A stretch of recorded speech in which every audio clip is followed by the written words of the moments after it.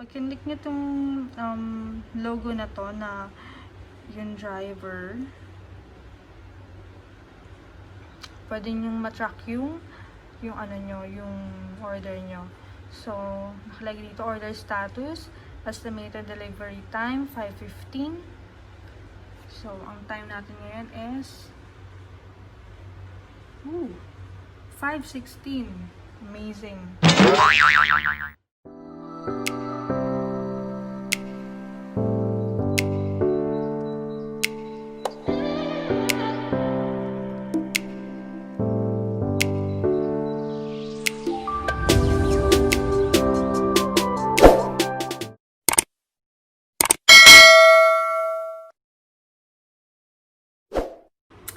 Hi guys! Welcome back to my channel.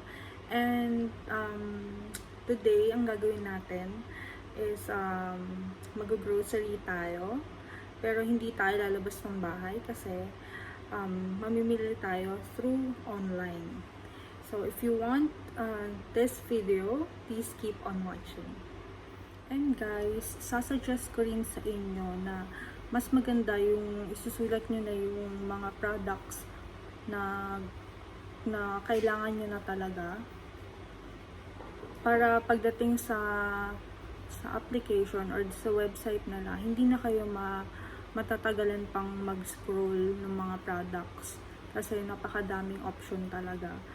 So, ayun, para sa mas madaling online grocery shopping, ilista nyo na yung mga kakailanganin nyo. Okay, so punta kayo sa Google. Type nyo yung Insta Shop.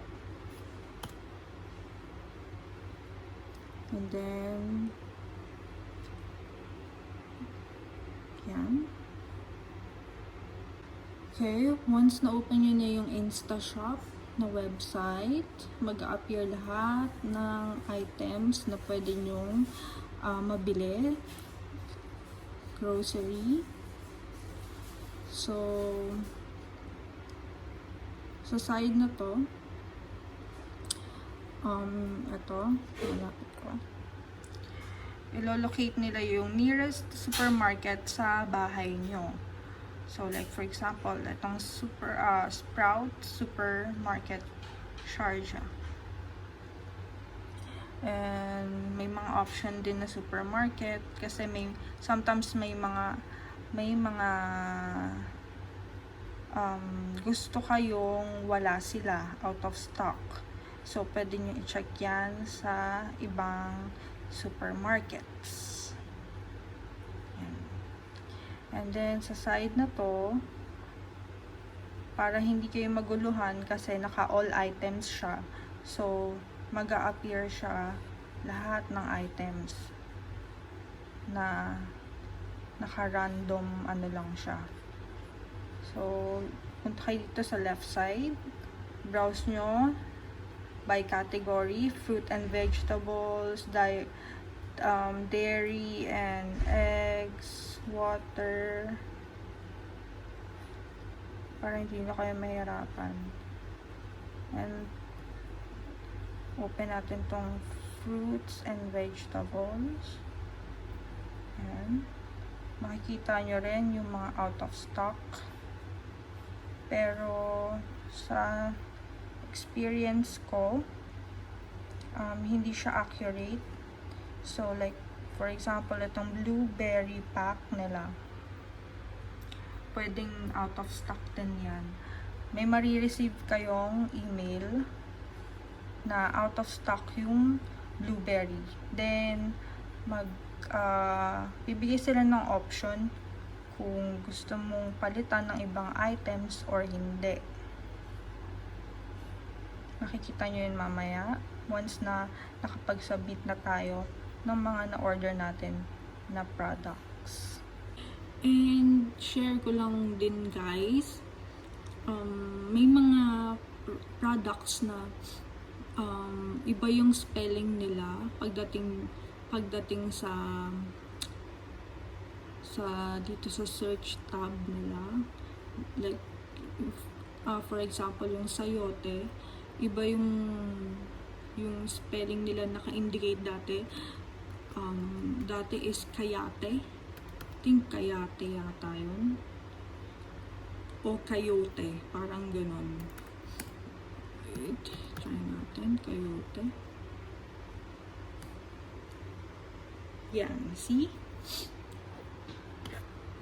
So, like for example, this one, sayote sa atin, pero ang nakita ko is ganito yung spelling nila.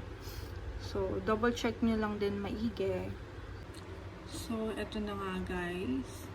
Hinahanap ko yung upo nila.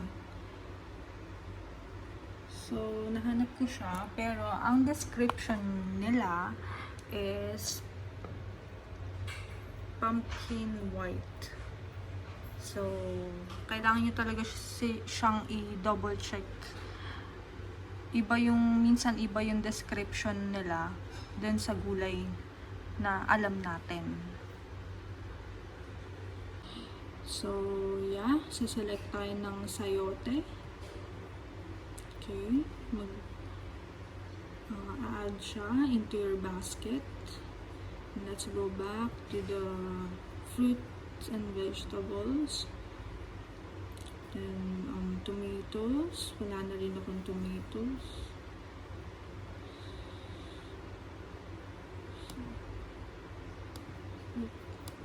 Oof. Wait, naparami. So, 6 tomatoes yung napindot natin. Less natin yung quantity. Oof. Yan. So, babalikan ko kayo guys once na nakompleto ko na yung mga products na gusto kong bilhin or kailangan nating bilhin, okay?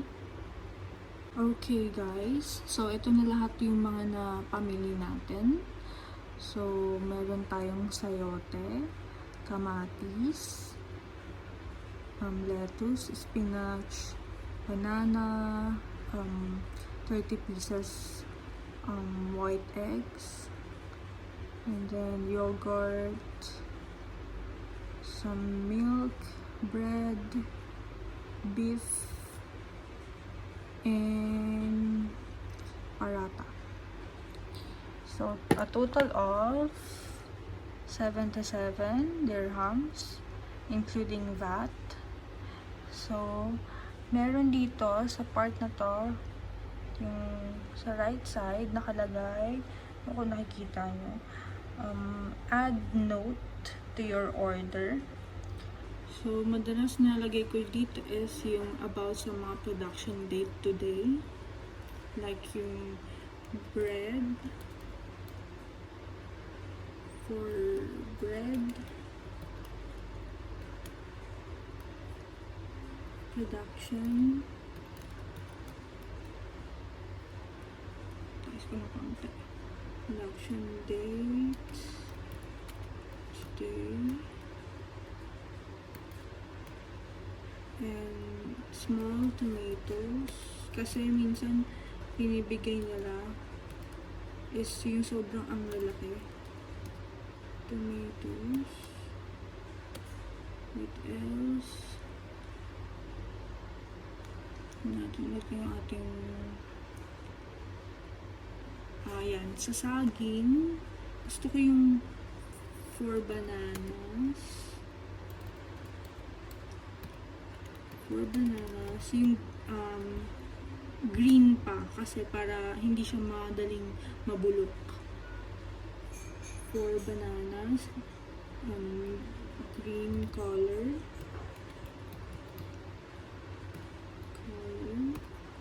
And what else?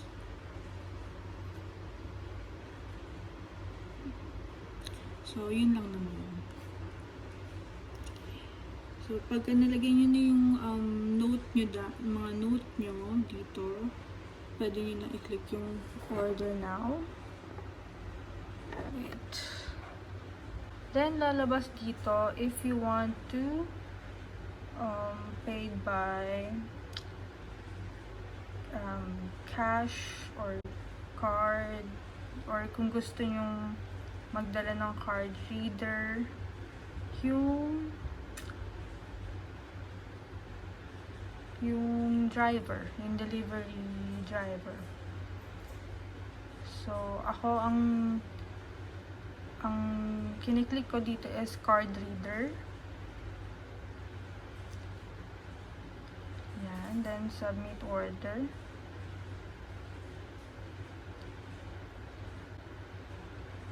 Okay. So, magsasabi sila na your order was successful, estimated delivery in less than 0. So, huwag niyang pansinin yan.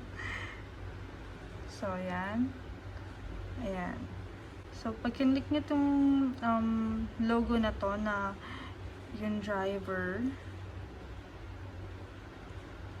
pwede niyong matrack yung ano nyo, yung order nyo. So, nakalagay dito order status, estimated delivery time 5:15. So, ang time natin ngayon is 5:16. Amazing. So, hindi ko lang alam kung accurate talaga tong time na to kasi dapat ngayon nandito na siya. Charot. Yan. Tapos, submitted as assigned. Yan. Kung meron kayong concern, pwede nyo tawagan yung shop kung delayed ba or pwede rin kayo mag-report ng issue. So, okay guys. Yung sinasabi ko sa inyo na pag out of stock yung in-order nyo, magsisend si InstaShop ng email. At eto na nga siya. Naka-receive tayo. So, click nyo lang yon, choose substitute. So, ang item na out of stock nila is yung spinach. So, ito yung mga choices na binibigay nila. It's either celery, cabbage, or hindi ko alam kung ano to.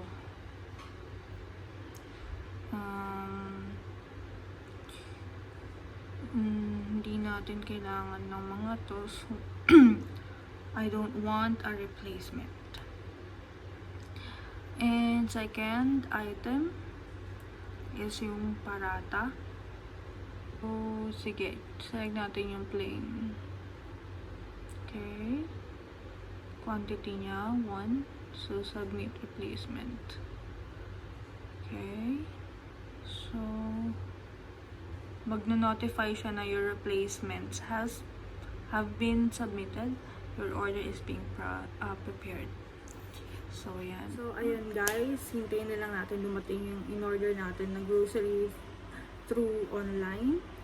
And, update ko kayo once na dumating na yung delivery.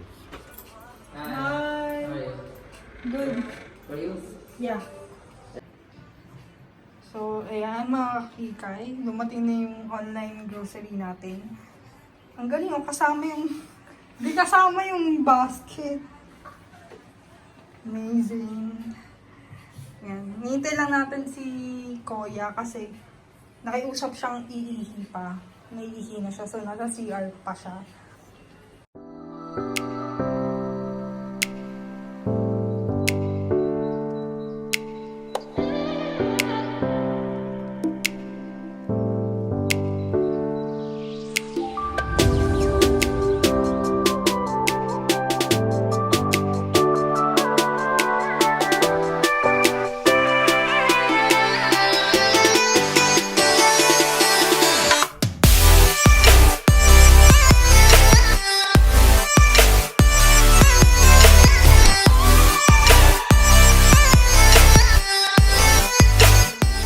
Sana nagkaroon kayo ng idea sa vlog natin ngayon. And I'll see you sa next vlog. Bye!